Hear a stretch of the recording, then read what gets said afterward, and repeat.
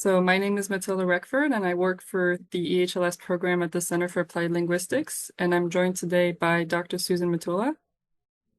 Hi, good afternoon, everyone. My name is Suzanne Matula, and I am the director of the EHLS program at Georgetown University. We're also joined today by Rachel Jover. Hi, everybody. My name is Rachel Hover, and I work at the Defense Language and National Security Education Office, also known as Delencio. We're also joined by Chase Hall. Hello, I am Chase Hall. I work in the same place as Rachel. And we're also joined by Mike Alston. Hi, good afternoon, everyone. I also work with the National Security Education Program along with Chase and Rachel. Glad to be here. Thank you. Great. So during this webinar, we're going to talk about the English for Heritage Language Speakers program, what to expect during the academic program and after EHLS as you start fulfilling the service requirement. We have some wonderful experts here today to talk about these topics. Throughout our presentation, you can ask questions by typing them in the Q&A, and we will answer them live if possible at the end, or we'll type an answer as well if we have time. So let me do an overview of the EHLS program before we dive in deeper. EHLS is a scholarship program with a focus on professional English communication skills and career skills. The program trains advanced speakers of English to be effective communicators and strong candidates for federal jobs. It's hosted by Georgetown University in Washington, D.C. Every scholar admitted to the program receives a full scholarship funded by the federal government. The program is 8 months in length. The first 6 months are full-time on the Georgetown University Capitol campus, and the final 2 months are part-time conducted online. Participants are native speakers of critical languages who come from varied cultural, educational, and professional backgrounds. They are all united by an interest in and a commitment to public service. So why EHLS? EHLS was established because critical language skills are in high demand in the US government. There are other government-sponsored programs that teach critical languages to native English speakers, but this is the only program designed to prepare individuals with native knowledge of critical languages for the federal workplace. EHLS is a partnership among 4 organizations: the Defense Language National Security Education Office that provides funding, the Center for Applied Linguistics, where I work, that oversees instruction and coordinates language testing, Georgetown University, that provides instruction, and the Institute of International Education, or IIE, that oversees the application process. EHLS started in 2006, and 2026 will be the 21st program year. Scholarship for the EHLS program are awarded through the Defense Language National Security Education Office, or DELENCIO. Each scholarship provides full tuition and fees for the 8-month academic program, in addition to a living stipend. That's $3,600 a month during the first 6 months of the program, and $1,200 a month during the last 2 months of the program. For scholars that are moving from outside the DC area, EHLS can reimburse relocation costs up to $1,000. The scholarship also provides a certificate from Georgetown University upon successful completion of the program. By the time you're finished with the EHLS program, you'll have compiled a beautiful professional portfolio that includes a well-polished resume, writing samples, US government scale English and heritage scores, and a certificate from Georgetown University that opens many doors. And scholars must agree to the terms that are outlined here. That's full-time attendance and successful completion of the academic program, agreement not to work during the full-time portion of the academic program, that's the first 6 months. And then EHLS scholars must purchase the Georgetown University Premier Plan for Health Insurance. Scholars may waive this requirement if they're covered by health insurance that meets Georgetown University standards. And there's more detail about this on the Georgetown University Student Health Insurance website. And acceptance of a service requirement after completing the academic program. Now, who is eligible? You must be a US citizen at the time of application. You must be a native speaker of one of the languages listed here, and you must have professional level proficiency in that language. You must have advanced proficiency in English. Your proficiency in both English and your native language will be formally tested. You must have a college degree that's at least a bachelor's degree. You must be able to use the internet, word processing programs, and PowerPoint. You must be able to commit to a full-time day program from January to June in Washington, D.C. at Georgetown University. And you must be willing to work for the federal government for 1 year in a position with national security responsibilities. And it will be your responsibility to find that position. And now I'll pass it to Dr. Matula. Great. Thank you, Matilda. Again, my name is Suzanne Matula, and I'm really excited to share more with you about the academic program, academic component of the EHLS program, talking about the goals, the structure and schedule, and also a bit about the curriculum of the program.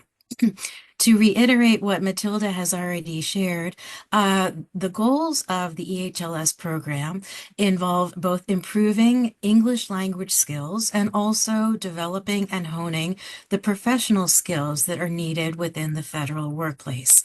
In the academic program, we work to meet these goals by really providing extensive practice and guidance with all 4 language skills in English: reading, writing, listening, and speaking. We also work on scholars' professional skills in areas such as resume writing, dressing for success, and even delivering a 1 to 2 minute elevator pitch, and also focusing on interview skills. Next slide, please. Thanks. Here you can see the schedule for the program coming up. Within this schedule, you will see that the program is 8 months long. It starts at the beginning of January and goes all the way through the end of August. Within the program, we have 4 different sessions. You can see here session 1, session 2, session 3, session 4. Each session is either 7 or 8 weeks long. And between each session, you will see here in reddish color, there is 1 week break.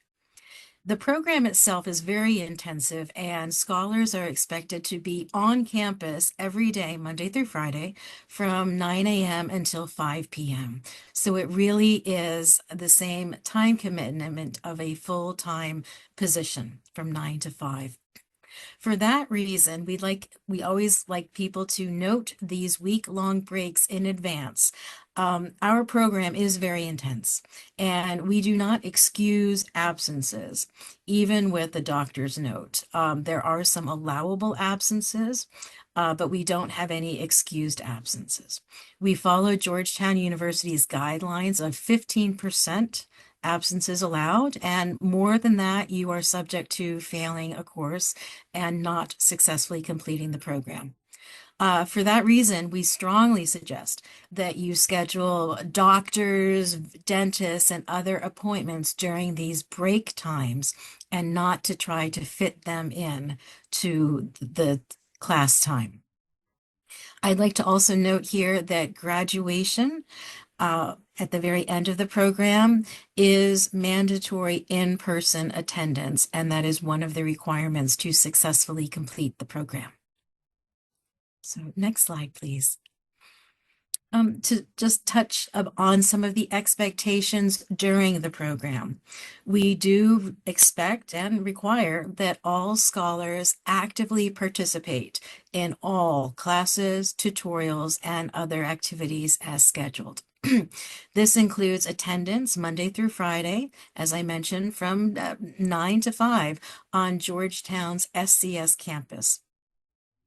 And this is in-person attendance. We also require that scholars participate actively in all activities and complete assigned tasks and assignments by the due dates. One question we often get regards homework. Is there homework? And yes, there is indeed homework. So scholars can expect to spend 2 to 3 hours in the evenings on homework, and also time over the week working on activities to prepare for the next week. So it is not the case that once a scholar leaves campus at 5 o'clock, he or she is done for the day. There is still additional work to be completed. Okay, next slide, please. All right, so now I'd like to share a bit more information about the curriculum and about the courses. As mentioned, the entire program is 8 months long, starting in January, going through the end of August. The first 6 months of this program is what we call the intensive component of the program. During this part of the program, all scholars will take 4 different courses, and you can see the courses here. In the reading and writing course, scholars learn how to write reports and do research, drawing sound analytic conclusions. In the professional oral communications, or POC, class, scholars make presentations on a daily basis, and these are often recorded so that the instructor and also the scholars have the opportunity to review them after the fact and make comments and feedback for you to review as you watch your own taped presentation. The end of the intensive program culminates in a capstone activity, which I'll talk about in a moment, but part of this activity is a formal presentation. And by the end of the intensive component, scholars' delivery of their capstone presentations are amazingly strong and very professional, since scholars have been practicing and preparing for this over the entire 6-month component of the intensive program. In the news analysis class, scholars are assigned articles to read and taught how to do critical analysis of the news. So each scholar might, for example, report a news piece from their area of the world to the entire class on a given day, providing a briefing, a summary, and an analysis of this news article. The final class in the intensive part of the program is the Career Skills Development course. And this course is developed to help scholars develop and hone professional skills to be successful in applying for and obtaining a position within the federal government that meets the service requirement, and also leading to success in this position. So I'll talk about this on a following slide. But I'd like to highlight that in addition to these scheduled classes, there are also mandatory weekly individual tutorial sessions for 3 of the classes. And that includes the reading and writing, the professional oral communications, and the career skills development course. So you can get a sense that this is a very busy week. For 2 of our courses, reading and writing and professional oral communications, we actually have 2 instructors for these courses. And so we have 2 sections of these courses. Each section has 9 scholars per class. This allows us to provide a great deal of very tailored and very individualized feedback to each of the scholars. During the tutorials, for example, if you have instructor A for reading and writing, then you would have instructor B for the reading and writing tutorial. This allows scholars to get feedback from multiple qualified instructors. In the writing tutorial, you will get hands-on help with your writing challenges through one-on-one meetings with your instructors. And in POC and the career skills development tutorials, you will receive individualized feedback and guidance on your oral presentation skills, and also your career development skills, your professional skills, and also very tailored help with working on your resume and cover letters and identifying possible jobs to apply for.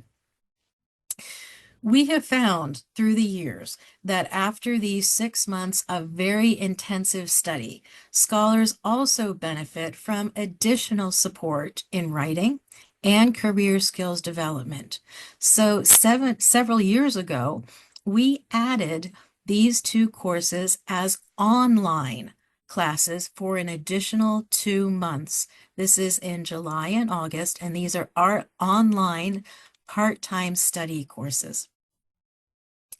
While you are in the 6-month intensive program from January through June, you cannot work, as Matilda mentioned. You actually sign an agreement that you will not be working during this time. It would be nearly impossible to hold a job, even a part-time job, and also successfully complete the intensive program. During this time, you also may not be enrolled in another academic program. However, during the part-time online 2 months program, you can work and even get a job anywhere in the US, since this work is all online and it is part-time. Okay, next slide, please. Thank you. I mentioned that I wanted to discuss a bit more about the Career Skills Development course. And as I mentioned, this is a course that helps you really develop and polish your professional skills to apply for and be successful in a federal position. So examples of this is through the course, you will become very comfortable sending emails in English and will understand the proper format and protocol that is expected to you in this type of writing. You will learn negotiation skills as well as how to run an effective meeting. By the time you are halfway through the program, you will have a beautifully perfected resume to submit to future employers. Throughout the course, we also have mock interviews and even have agency representatives come in to do these practice interviews with you and to provide feedback. And we will even discuss things such as how to effectively prepare for an interview. In this course, you will also be working with the instructor to develop different career skills, such as using the online tools to help your job search, evaluating different positions as you find them online or through networking, researching different agencies to learn more about what they do and the types of opportunities they may have for you, preparing targeted documents to apply for positions, targeted cover letters and resumes and other supporting documentation. And as I mentioned, also the very important part of this is honing your interview skills so that you're able to really present yourself well during these interviews. All right, next slide, please. We often get questions about what a daily schedule might look like. And here you can see an example. I mentioned here that, that it's a full-time, all-day program in person on campus. So this is just an example. Your day might start at 9 o'clock from 9 to 10 with individual tutorials, and then going into different classes, but also having more tutorials throughout the day, and then finishing out the day at 5. Here it was 5:30 with additional coursework. So it really is a very busy day. Next slide, please. Here you can see what an overall week might look like. So here you can see that, yes, there are activities scheduled for you Monday through Friday. On Monday through Thursday from 10 until 12, for example, you might have your professional oral communication skills course. This is followed by a brief time for lunch. In the afternoon, Monday through Thursday, you have your reading and writing course, followed by, on Monday, Tuesday, and Thursday, your news analysis course at the very end of the day. The Career Skills Development course meets once a week on Wednesdays. And then on Friday mornings, we have our guest speaker series, Introduction to Federal Government, which I believe our partners from Delencia will share more about. But in short, this is an event on Friday where we have guest speakers address the scholars to share more about their agencies and answer questions about the agencies and also possible positions. You will also note here that there is part of the weekly schedule that is highlighted in a bluish purplish color on my monitor, but which is blank. These are times when tutorials are scheduled. Each scholar will have an individual schedule so that each week there are 3 different individual tutorials with a faculty member. These tutorials could happen at any point during these shaded blue-purple areas. Because you will only have 3 of these activities scheduled, and there are more than 3 areas highlighted here, the areas that you do not have a tutorial schedule is free time for scholars.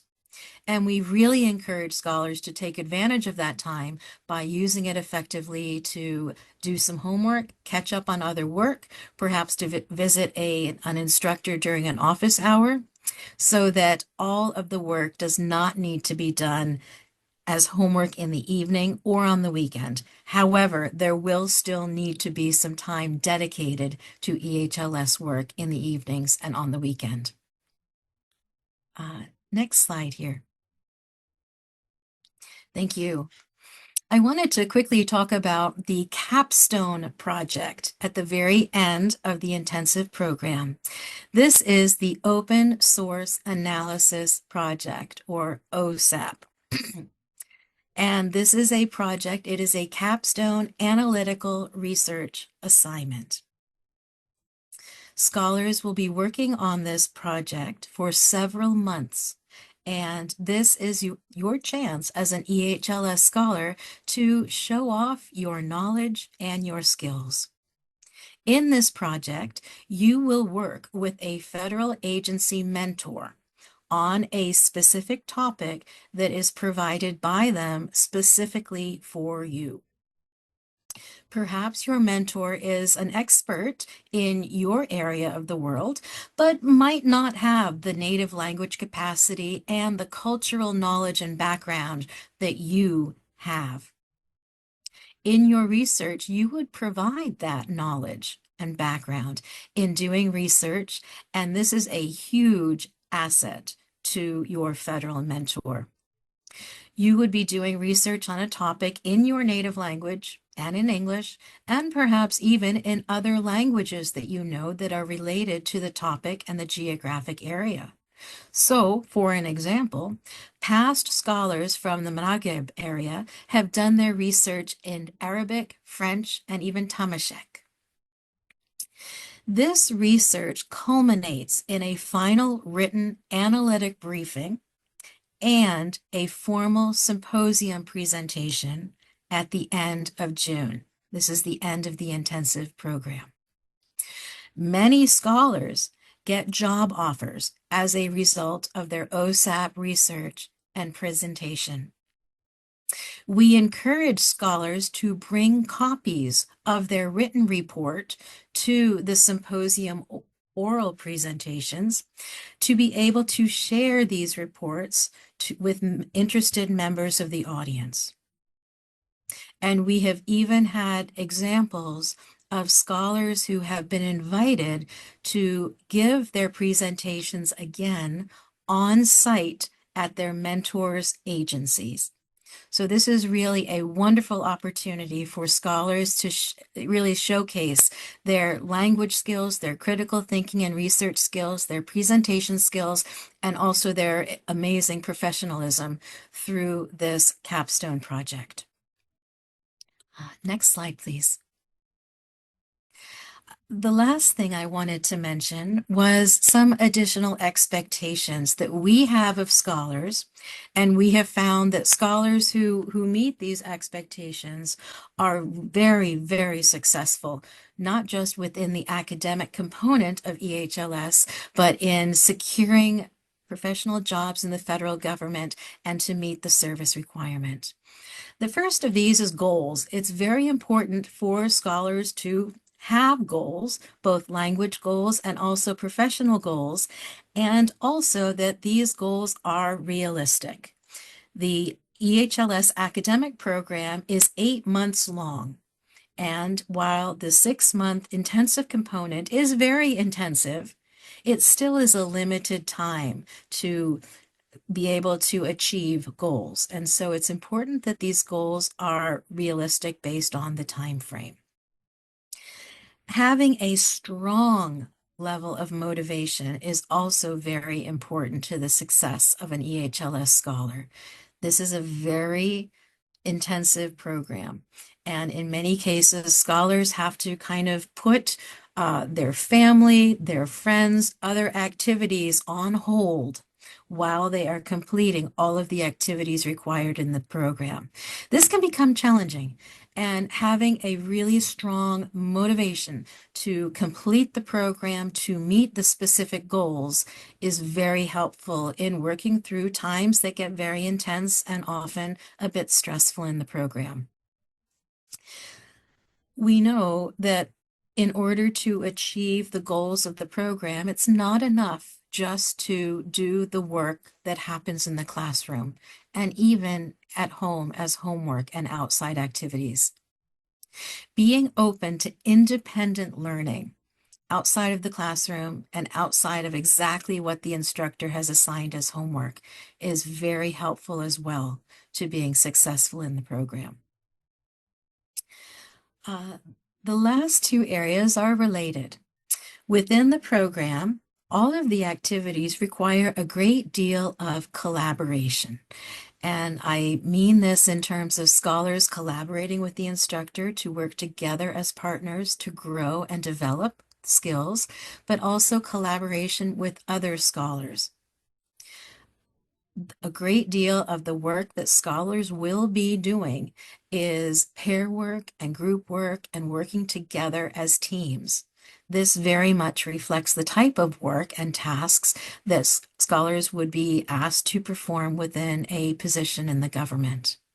So we're looking for scholars who are really very open and very willing to collaborate and work with others. During the program, the instructors will be providing a great deal of feedback to scholars to help scholars grow and develop. This is very tailored and very individualized feedback. Instructors really are there to work to help meet each scholar where he or she is, and then help them continue to grow with their skills. This is only possible if scholars are willing to incorporate this feedback. Importantly, scholars will also be getting feedback from other scholars.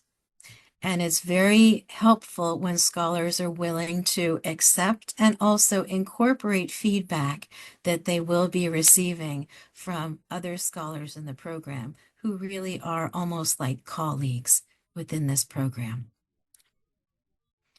Right.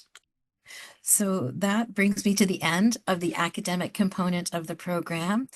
And I would now like to turn the floor over to our partners from Delencia, who will talk more about the service requirement. Great. Thank you. Thank you very much, Suzanne. Next slide, please. I am, again, by way of introduction, I am Mike Austin from the Delencia National Security Education Program, and I'm going to go over some of the service requirements.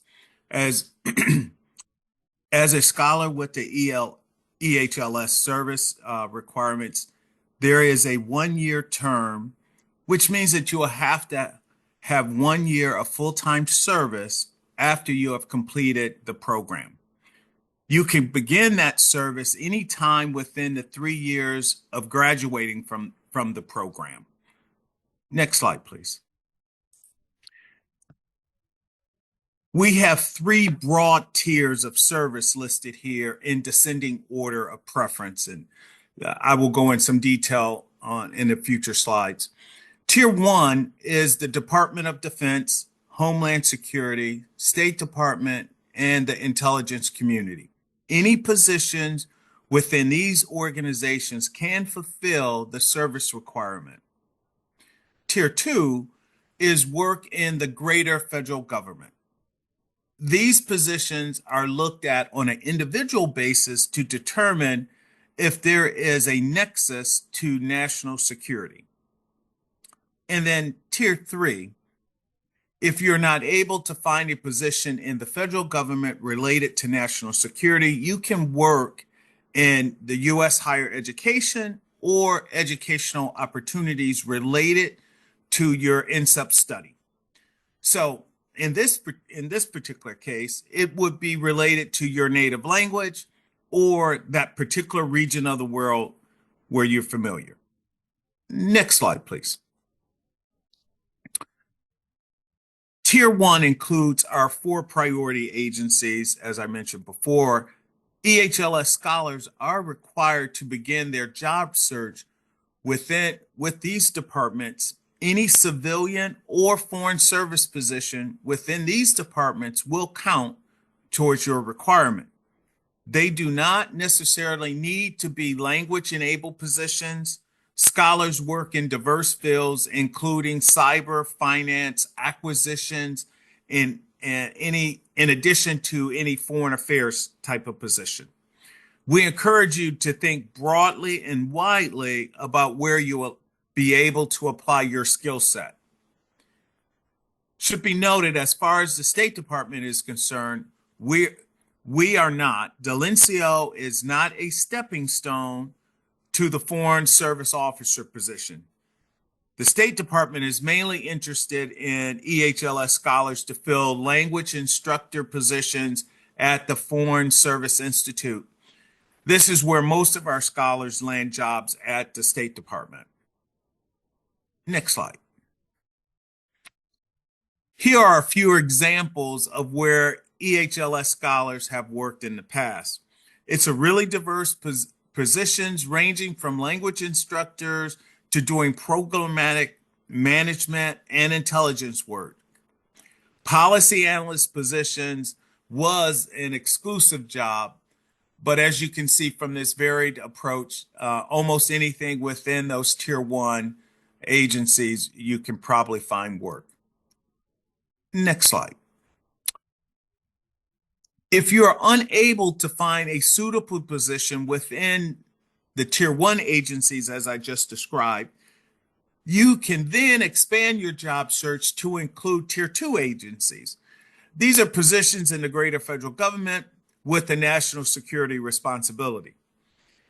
Some past scholars have found jobs in other agencies, but the positions need to have that national security responsibility, and it is up to the scholar to make that case to NCEP. For example, we have scholars who is fulfilling their service requirement at the Department of Treasury, Office of Foreign Asset Control. And you can see from the list from Department of Treasury, Department of Justice, Department of Energy, Department of Commerce, and of course, the Department of Agriculture. Next slide, please.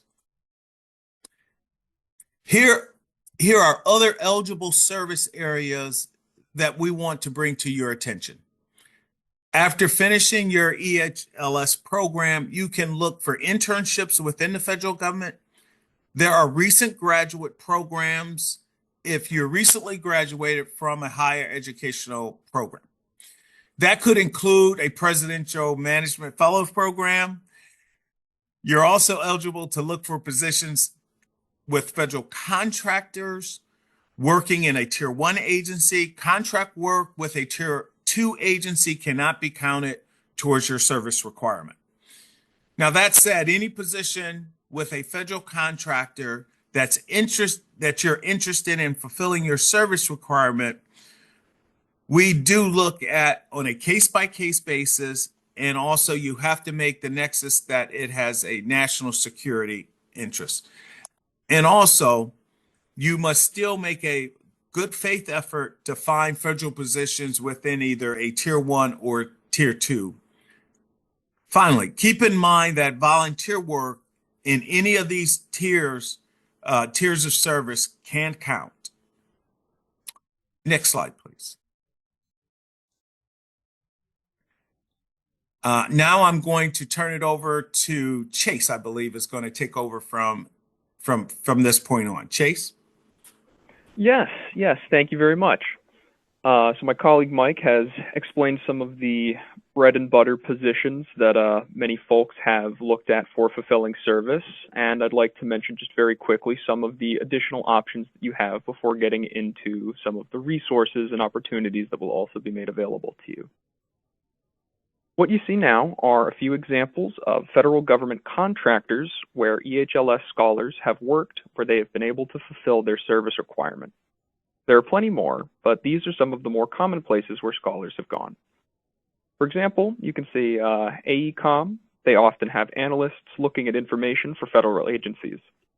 Organizations like Diplomatic Language Services, which provides language instruction, and FHI 360, which supports some Department of State initiatives, are also great jumping off points. Please keep in mind that to receive credit for work done as a contractor, you must be working on a federal contract or cooperative agreement. Not necessarily every project that these contracting agencies work on is necessarily federal, so you'll want to read over any job posting made by any contractors to ensure that you'll be working on something that can count for service credit. Next slide, please. So, these are a few other resources that you'll have available to you. As we mentioned, there is the Friday Speaker Series within the program where we have guest speakers from various federal agencies who will come to speak to you about job opportunities. We at Dalencia work together with the instructors here at Georgetown University to find those federal agency representatives to come speak with you. Many of them are interested in hiring scholars in the EHLS program, and we have a relationship with a broad set of federal agencies and federal contractors who are interested in hiring folks with your skill set. The program exists for a reason. That reason being people like you are needed to help support U.S. national security. Next slide, please.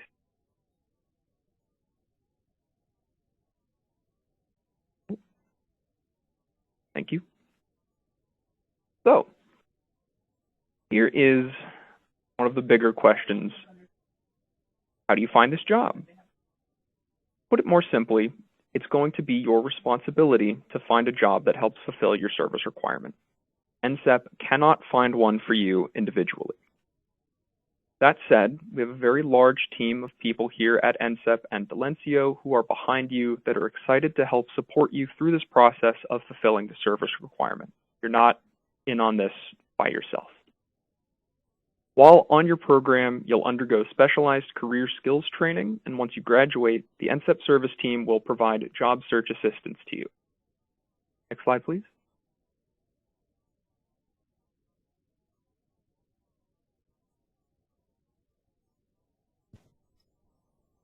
All right, I believe I'll be passing it off to my colleague Rachel here to talk a little bit more about these special hiring authorities. Thank you, Chase. So as Chase just went over, there are a variety of benefits available to you as an EHLS scholar once you finish your program. And another one of those great benefits is what we call the NCEP Special Hiring Authority. So you will be eligible to use these non-competitive hiring authorities upon completion of the EHLS program. So essentially, these privileges allow federal agencies to directly appoint you to a position instead of having to publicly apply to a job on USA Jobs. So we, as the NCEP service team, we frequently work with our federal hiring partners to post exclusive jobs for our EHLS scholars and other NCEP award recipients on our own website. So they will frequently post jobs that will utilize the Schedule AR or NDAA 13 hiring authorities to just hire an EHLS or NCEP scholar. So instead of competing with thousands of people on USA Jobs, you're only competing with other NCEP award recipients. To talk a little bit more about these two hiring authorities, NDAA 13 is one that allows you to be appointed into a permanent position after 2 years of continuous service. So this is a really, really beneficial hiring authority if you're looking for that long-term career in the federal government. Schedule A is also advantageous, but it will expire after 4 years. So if you're on a Schedule AR appointment, you cannot serve longer than 4 years. However, we often see with our NCEP award recipients that their hiring managers will open the position publicly so that the scholar can reapply competitively and then continue working in that job. So regardless, they're both really, really great ways to get into the federal government. And they really make you stand out as a potential applicant to these agencies.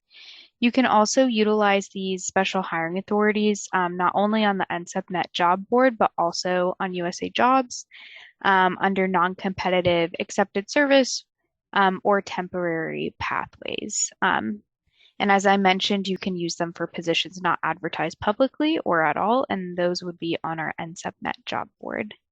Next slide, please. So I also want to bring to your attention that while there are a lot of federal jobs in the Washington, D.C. area, there are jobs all over the world and all over the United States where you can find a job that will fulfill your service requirement. So the cities that you see here are examples of where our EHLS scholars have also fulfilled their service requirement.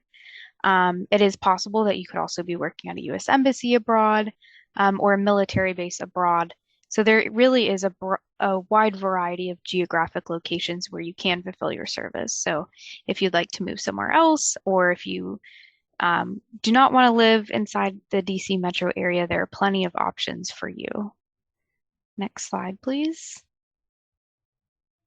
So a big question that people often ask surrounding federal employment is, will I need to get a security clearance to get a job?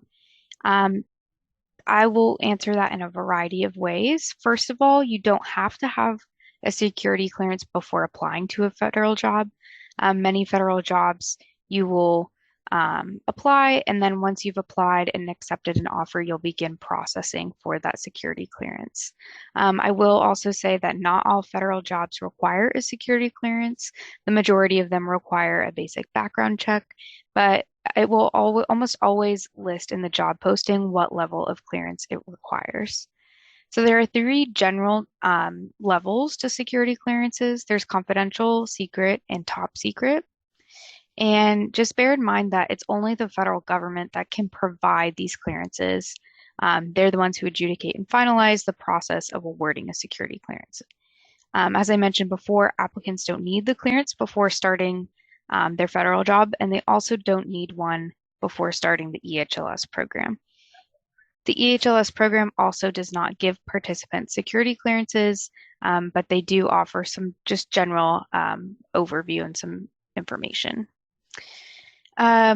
Just keep in mind that your security clearance may take several months depending on your background and possibly over a year.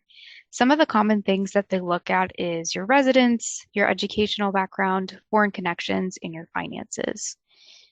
Also, while illegal drug use is looked at, it depends on how long it has been and what was involved. For specific questions, you should always ask the organization that has posted the position description or your security clearance point of contact for more details. And just want to point out as well that while you're abroad, you should not be applying for positions that require a security clearance, nor should you be communicating with U.S. government email addresses and officials or visiting U.S. government websites abroad.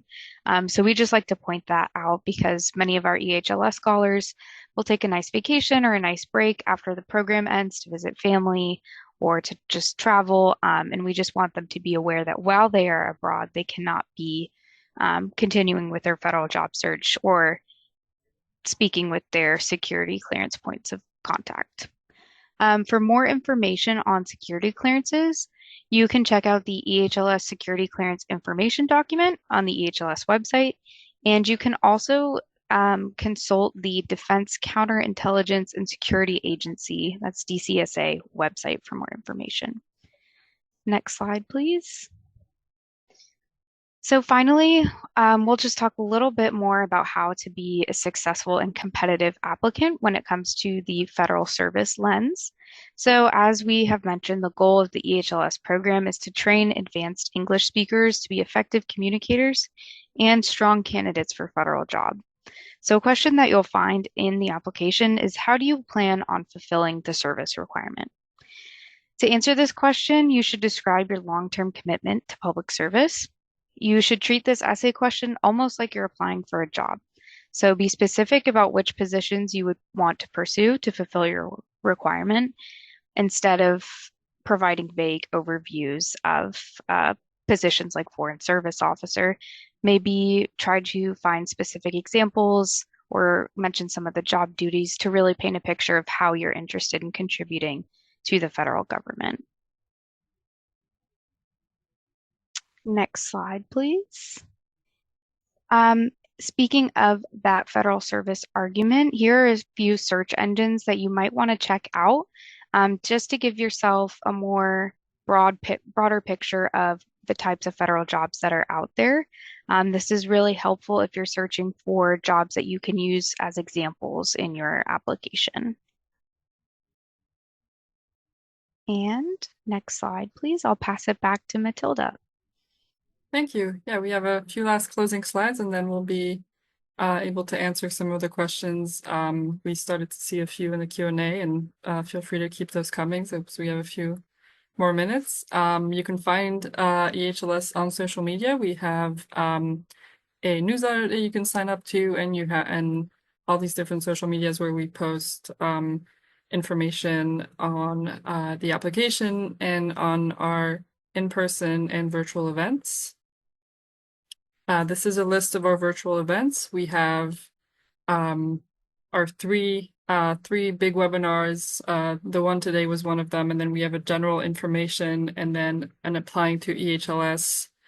As of today, all three will be now recorded and posted on our website for you to view at your own pace, and you can also attend those live webinars that we'll have through May, and then we'll have live Q&A sessions where you can also join us on Zoom and ask us more questions.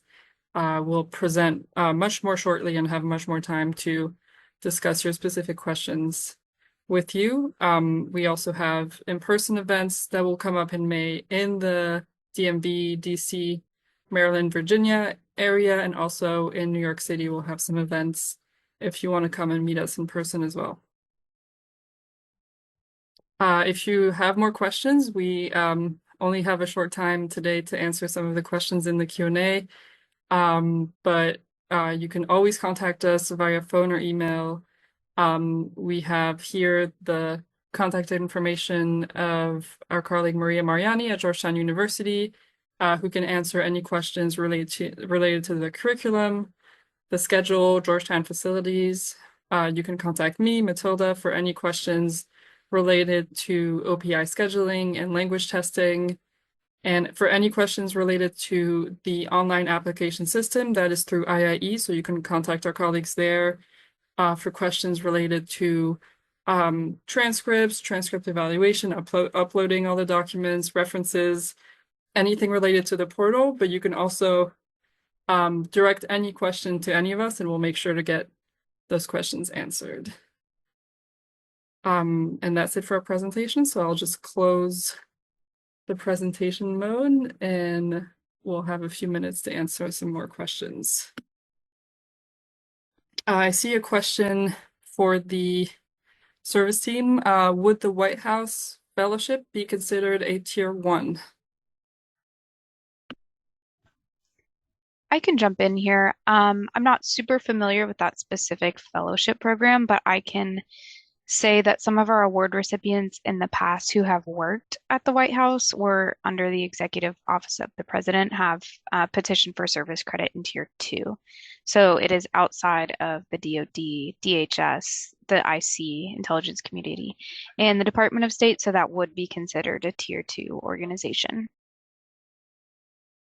Great. And then we have a question that was answered in our previous slides on, do we need to find jobs on USA Jobs like other normal applicants? Like we mentioned earlier, there's also some other exclusive job sites and I guess a specific portion of USA Job for Schedule A recipients that you can also look for jobs after the program.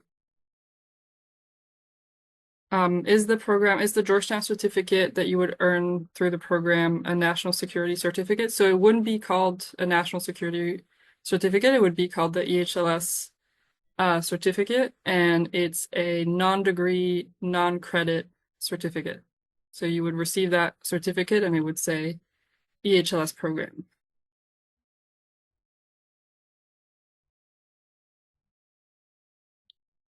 We also had a question on, do all post-EHLS positions require security clearance? And as we mentioned earlier, no, not all positions require security clearance.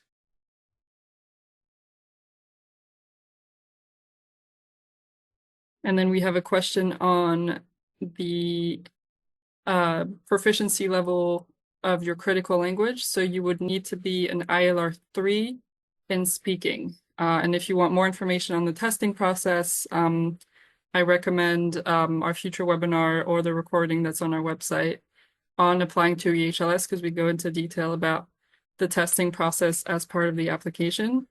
But to summarize, your critical language is only tested in speaking in an oral proficiency interview, and you must have a minimum of ILR 3 in that level. We don't test listening, reading, and writing for your critical language because there's not a test across all the languages that we recruit that is the same test for all those skills. So that's why we only test speaking.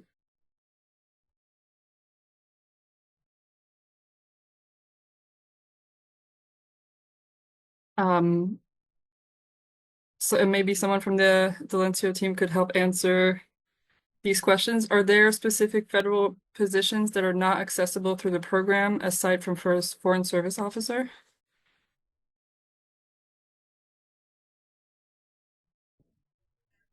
That's a good question. I know Mike did mention that the Foreign Service is one of those unique areas of the government where I do think being an NSEP award recipient is a huge benefit. So being an EHLS scholar would be a benefit, but you can't use those hiring authorities to be hired.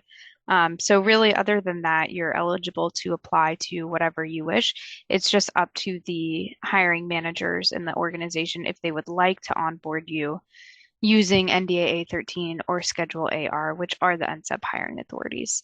Other than that, a lot of our award recipients have also found their jobs through public job announcements. The hiring authorities are just a tool that is very beneficial that's available to you. And I will also mention that our hiring authority, NDAA 13, can only be used by organizations with national security responsibilities. So mostly that is our tier 1 agencies, and then a few select agencies in tier 2 are able to hire using that authority. Thank you. And then are there lesser known or emerging roles within federal agencies that are in high demand due to skill shortages and that offer meaningful career paths to national security responsibilities that people should consider?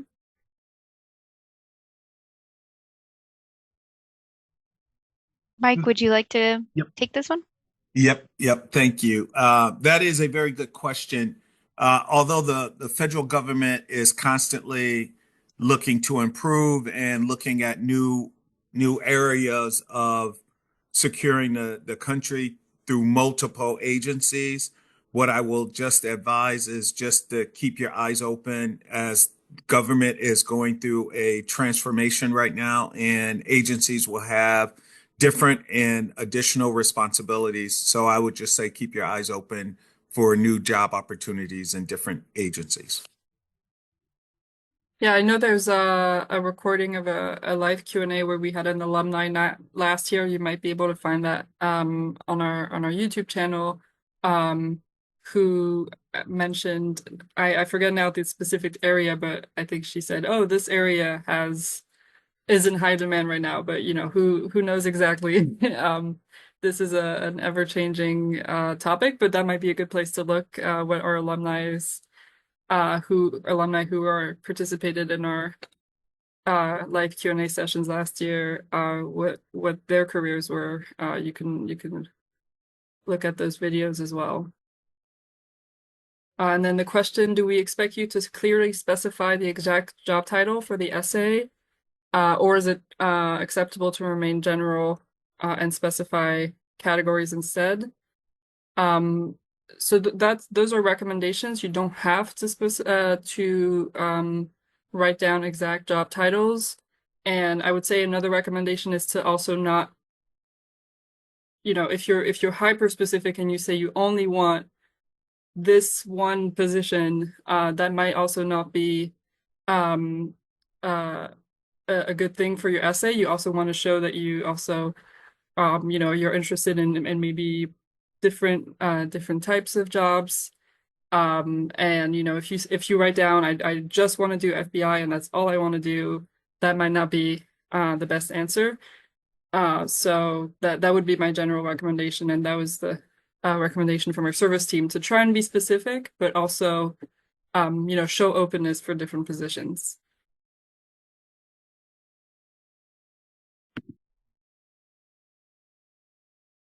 There was no age limit to apply to the program. If you're already proficient in English, can you take critical language classes instead? So the program classes cannot be kind of tailored and different for each participant. So we don't have options for people to opt out of certain classes. If you're still looking to improve your English, like anyone could really in the areas, in the advanced areas that the program offers, in terms of professional oral communications and presentation skills.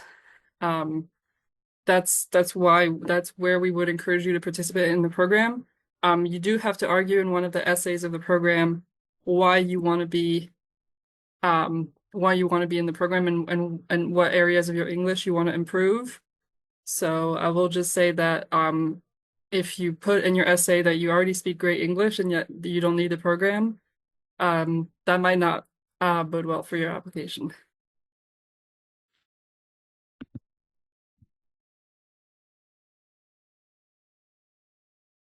Do we connect participants with mentors already working in the federal government to facilitate the hiring process? So the mentors in the open source analysis project are already working in the federal government. It is a possibility. It has happened in the past that mentors have offered jobs to their mentees, or people in attendance at the symposium have been interviewed and perhaps offered jobs to some of our scholars. So I hope that answers the question in terms of connecting applicants with mentors.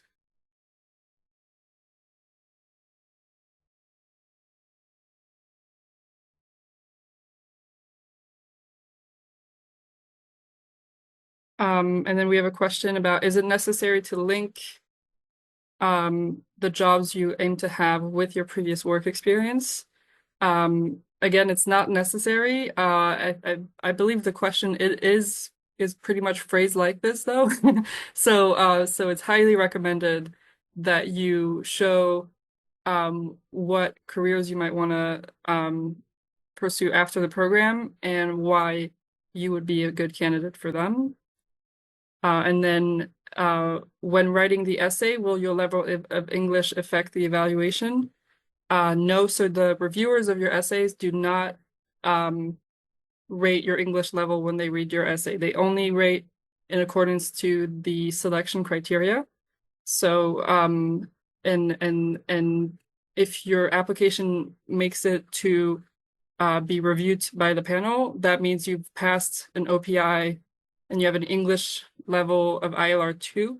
So the reviewing panel knows that you already qualify in terms of your English speaking level, and so they are not there to assess your English when you're filling out your essays.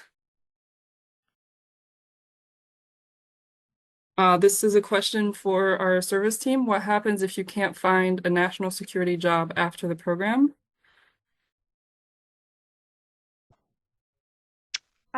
Mike already outlined those 3 tiers of service, but so if you're unable to find a job in tier 1, you can try to find a job in tier 2, where you're working related to national security issues. If ultimately you're unable to find a federal job, you can petition for service credit in tier 3, which is education. So if you are teaching at a US-based institution on matters related to your EHLS funded study, such as, your area of emphasis in your major and your OSAP project, then that potentially could count for service credit. And then if you go on to pursue an advanced degree, you could receive an academic deferral for that time. And then on a case-by-case basis, you may be eligible for a 1-year extension of your service requirement. So there is some flexibility there, and we have a lot of resources and a full federal team of people who are ready to assist you with finding your federal job throughout, tier 1 or tier 2, or whether that be petitioning for credit in tier 3. So there's a variety of options to fulfill, and there is some flexibility with that time frame. Thank you. And then we had a question. I'll just type it in the chat, the link to our EHLS website called Start Application, and then you'll see under the tab Answer Essay Questions, you have the link both to the selection criteria and a newly posted essay guidance document.